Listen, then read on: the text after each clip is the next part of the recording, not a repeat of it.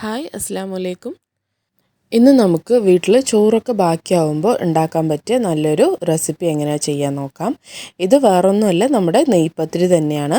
അപ്പോൾ ചോറ് കൊണ്ടും നമുക്ക് നെയ്പത്തിരി ഉണ്ടാക്കാൻ പറ്റും. അപ്പോൾ അതെങ്ങനെയാണ് തയ്യാറാക്കാൻ നോക്കാം. അപ്പോൾ അതിനായിട്ട് ഞാനിവിടെ 1 കപ്പ് ചോറ്, പൊന്നിയരിയുടെ ചോറാണ് എടുത്തിട്ടുള്ളത്. ഇതൊന്ന് മിക്സി ജാറിലേക്ക് മാറ്റി കൊടുത്തിട്ടുണ്ട്. ഇതൊന്ന് അരച്ചെടുക്കണം. നല്ലോണം ഫൈനായിട്ട് അരയേണ്ട, ചെറിയൊരു തരിതരിപ്പോട് കൂടിയിട്ട് ഒന്ന് അരച്ചെടുക്കുക. പിന്നെ നമ്മൾ തലേന്ന് വെള്ളത്തിലിട്ട് വെച്ച ചോറാണെന്നുണ്ടെങ്കിൽ വെള്ളം നന്നായി ഊറ്റിയ ശേഷം നന്നായി പിഴിഞ്ഞെടുത്ത ശേഷം അരച്ചെടുക്കാൻ ശ്രമിക്കുക കേട്ടോ. ഇനി ഇതിലേക്ക് അതേ ജാറിലേക്ക് തന്നെ ഞാനിവിടെ ഒരു അരമുറി തേങ്ങ ചിരവിയതും കൂടി ചേർത്ത് കൊടുക്കുന്നുണ്ട്. തേങ്ങ നമ്മുടെ ആവശ്യത്തിനനുസരിച്ച് ചേർത്ത് കൊടുക്കുക കേട്ടോ. ചോറ് കൂടുതൽ എടുക്കുമ്പോൾ തേങ്ങയും അതിനനുസരിച്ച് എടുക്കുക. പിന്നെ ഇതിലേക്ക് ഒരു 8 ചെറിയുള്ളി ചേർത്ത് കൊടുത്തിട്ടുണ്ട്. ചെറിയുള്ളി ഇല്ലെങ്കിൽ ഒരു സവാളയുടെ ഒരു 1/4 ഭാഗം ചേർത്ത് കൊടുക്കുക.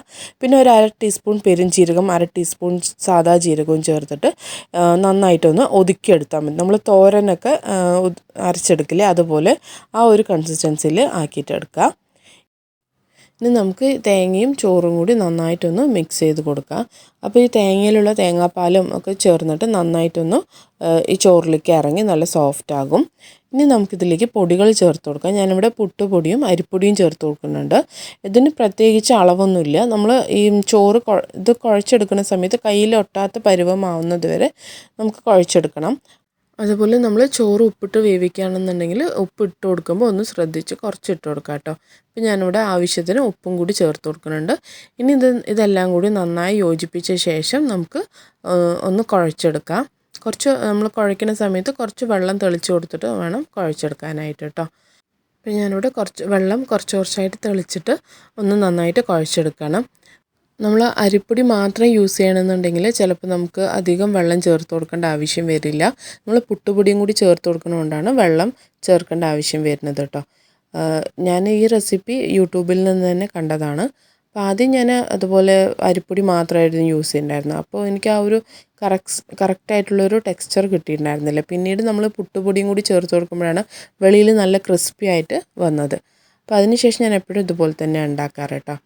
അപ്പോൾ ഇതുപോലെ വെള്ളം, അതുകൊണ്ടാണ് നമ്മൾ ഇടയ്ക്ക് വെള്ളം തെളിച്ച് കൊടുക്കേണ്ട ആവശ്യം വരുന്നത്. അല്ലെങ്കിൽ നമുക്ക് അധികം വെള്ളം ഇതിലേക്ക് ആവശ്യമില്ല. ഇപ്പോൾ മാവെല്ലാം നന്നായിട്ട് കുഴച്ചെടുത്തിട്ടുണ്ട്.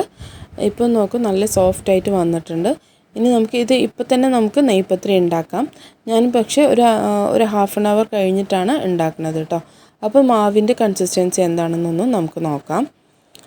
നമ്മൾ വെക്കുന്തോറും ചിലപ്പോൾ മാവ് ഇറുകാൻ ചാൻസ് ഉണ്ട്. ഇപ്പോൾ നമ്മൾ കുറച്ച് നേരം കഴിഞ്ഞിട്ട് ഒരു ഹാഫ് ആൻ അവർ കഴിഞ്ഞിട്ടാണ് നോക്കുന്നത്. അപ്പോൾ കണ്ടോ, മാവ് കുറച്ചും കൂടി ടൈറ്റ് ആയിട്ടുണ്ട്. അപ്പോൾ നമ്മളിത് എന്ത് ചെയ്യണം, കുറച്ച് 2-3 ടേബിൾ സ്പൂൺ വെള്ളം ഒഴിച്ച് കൊടുത്തിട്ട് ഒന്നും കൂടി നന്നായിട്ടൊന്ന് കുഴച്ചെടുക്കുക. അപ്പോൾ ഇതുപോലെ നമ്മൾ നല്ല സോഫ്റ്റായിട്ട് മാവ് ഉണ്ടെങ്കിലാണ് നെയ്പത്തിരി നന്നായിട്ട് വരിക കേട്ടോ. അതായത് നമ്മൾ എണ്ണയിലിടുമ്പോൾ നല്ല ഭൂരി പോലെ പൊന്തി വരിക. അപ്പോൾ ഇവിടെ നമ്മുടെ മാവെല്ലാം റെഡി ആയിട്ടുണ്ട്. ഇനി നമുക്കിത് പരത്തിയിട്ട് ചുട്ടെടുക്കാം. അപ്പോൾ ഞാൻ പരത്തുന്നത് കൈ കൊണ്ട് തന്നെയാണ് കേട്ടോ പരത്തുന്നത്. അപ്പോൾ കുറച്ച് വെള്ളം എടുത്ത് വയ്ക്കുക. എന്നിട്ട് കയ്യിൽ വെള്ളം തടവി കൊടുത്ത ശേഷം ഓരോ ബൗളായിട്ട് നമുക്ക് ഉരുട്ടിയിട്ട് കയ്യിൽ വെച്ച് പരത്തിയെടുക്കാം. അപ്പോൾ നമുക്കിതുപോലെ അല്ലെങ്കിൽ പത്തിരി പ്രസ്സിൽ വേണമെങ്കിൽ വെച്ച് പ്രസ് ചെയ്തെടുക്കാം. അല്ലെങ്കിൽ പ്ലാസ്റ്റിക് കവറിൽ വെച്ചിട്ടും നമുക്ക് പ്രസ് ചെയ്തെടുക്കാം. അപ്പോൾ നമ്മൾ ഈ കൈയിൻ്റെ ഈ ഭാഗം ഉണ്ടല്ലോ, അവിടെ വെള്ളത്തിൽ മുക്കിയ ശേഷം ഇതുപോലെ ഒന്ന് അമർത്തി കൊടുത്താൽ മതി. ഇതായിട്ടൊന്ന് അമർത്തി കൊടുത്തിട്ട് തിരിച്ചു മറിച്ചും നമുക്കിതുപോലെ പരത്തിയെടുക്കാം. അപ്പോൾ ഇതിന് കാരണം ഒരുപാട് തിക്കായിട്ട് പരത്തരുത്, കുറച്ച് തിന്നായിട്ട് വേണം നമ്മൾ നെയ്പത്തിരിക്ക് പരത്താനായിട്ട്. അപ്പോൾ നമ്മൾ പത്തിരിയെല്ലാം ഇതുപോലെ പരത്തി എടുത്തിട്ടുണ്ട്. ഇനി നമുക്കിത് എണ്ണയിലേക്ക് ഇട്ട് കൊടുക്കാം. ഇവിടെ എണ്ണ വന്നിട്ട് ഞാൻ നല്ല ചൂടായ ശേഷം മീഡിയം ഫ്ലെയിമിൽ വെച്ചിട്ടുണ്ട്. ഇനി അതിലേക്ക് ഇട്ട് കൊടുക്കുകയാണ്. നല്ലോണം ചൂടായി പറഞ്ഞാൽ നമ്മൾ വെളിയിൽ പെട്ടെന്ന് നിറം മാറും, ഉള്ളിൽ വെന്തിട്ടുണ്ടാവില്ല. അതുകൊണ്ട് മീഡിയം ഫ്ലെയിമിൽ വെച്ചിട്ട് വേണം നമ്മൾ ഇത് പൊരിച്ചെടുക്കാനായിട്ട്. അപ്പോൾ 2 മിനിറ്റ് കഴിഞ്ഞതും അത് തനിയെ തന്നെ ഇതുപോലെ പൊന്തി വരും. ഇല്ലെങ്കിൽ നമ്മൾ ഒന്ന് ചെറുതായിട്ട് തവി കൊണ്ട് ചെറുതായിട്ടൊന്ന് പ്രസ് ചെയ്ത് കൊടുത്താൽ മതി കേട്ടോ. അപ്പോൾ തനിയെ ഇതുപോലെ നന്നായിട്ട് വീർത്ത് വരും. അപ്പോൾ ഇത് 2 സൈഡും നന്നായിട്ട് ഒരു ഗോൾഡൻ ബ്രൗൺ നിറമാവുന്നത് വരെ ഒന്ന് തിരിച്ചു മറിച്ച് ഇട്ട് കൊടുത്തിട്ടൊന്ന് പൊരിച്ചെടുക്കാം. അപ്പോൾ ഇതേപോലെ ഞാൻ ബാക്കിയുള്ള എല്ലാ നെയ്പത്തിരിയും ഇതേപോലെ തന്നെ പൊരിച്ചെടുക്കുകയാണ്. നമ്മൾ സാധാരണ ഉണ്ടാക്കുന്ന നെയ്പത്തിരിയുടെ അതേ രുചിയാണ് കേട്ടോ ഇതുപോലെ ഉണ്ടാക്കുമ്പോഴും കിട്ടുന്നത്. അപ്പം നമ്മൾ അതുപോലെ തന്നെ ചിക്കൻ്റെ ഒപ്പവും ചിക്കൻ കറീൻ്റെ കൂടെയും ബീഫ് കറീൻ്റെ കൂടെയൊക്കെ കഴിക്കാൻ നല്ലൊരു കോമ്പിനേഷനാണിത്. അപ്പോൾ വൈകുന്നേരം ചായക്ക് സ്കൂളിലോട്ട് വരുന്ന കുട്ടികൾക്കൊക്കെ ഇതുപോലെ ഉണ്ടാക്കി കൊടുക്കാം. അപ്പോൾ വെളിയിൽ നല്ല ക്രിസ്പിയും അതുപോലെ ഉള്ളിൽ നല്ല സോഫ്റ്റ് ആയിട്ടുള്ള നെയ്പത്തിരിയാണ് കേട്ടോ നമുക്ക് കിട്ടിയിട്ടുള്ളത്.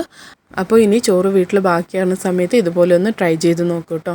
അപ്പോൾ എൻ്റെ ചാനൽ ആദ്യമായിട്ട് കാണുകയാണെങ്കിൽ ഒന്ന് സബ്സ്ക്രൈബ് ചെയ്ത് സപ്പോർട്ട് ചെയ്യണേ.